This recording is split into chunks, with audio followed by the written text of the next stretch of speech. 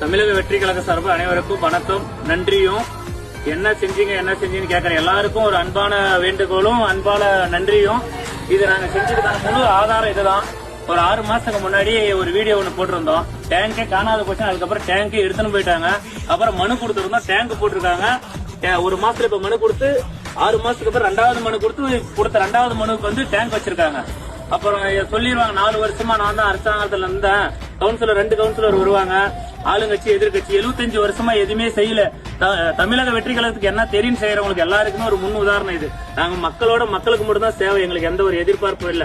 சின்ன விஷயமா இருந்தாலும் பெரிய விஷயமா எங்க வேணாலும் தமிழக வெற்றி கழகம் முன்னுரிமை நிற்கும். இதை ஏற்படுத்தி கொடுத்த தமிழக வெற்றி கழக சார்பாக அனைத்து நிர்வாகிகள், அரசு நிர்வாகிகள் அனைவருக்கும் நன்றி. இன்னொரு விஷயம், எங்க நடந்தாலும் அந்த இடத்துல எங்க போகணும்னு நாங்க மனு கொடுக்குறோம். ஒரு வார்த்தை அன்பான வேண்டுகோள், இந்த இடத்துல நாங்க வைக்கிறோங்கப்பா அப்படின்னு சொல்லி கொடுங்க. ஏன்னா நாங்க தான் அதுக்கான முழு அதிகாரத்தை ஏற்படுத்தி கொடுக்குறோம்.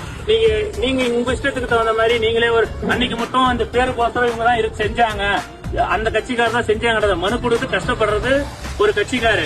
அந்த இடத்துல நீங்க சொன்னீங்க முன்னுரிமை கொடுக்க தேவையில்ல. அது எந்த இடத்துல வைக்கிறதுக்கு ஆதாரம் பூரா நாங்க சொல்றோம். இப்ப நீங்க அதே தப்பு தான் பண்ணிருக்கீங்க. இந்த இடத்துல வேறு இருந்துச்சு, மறுபடியும் அதே வேறு தான் வரும். இது எங்க போடணும் செய்யறது எங்களுக்கு தெரியும்.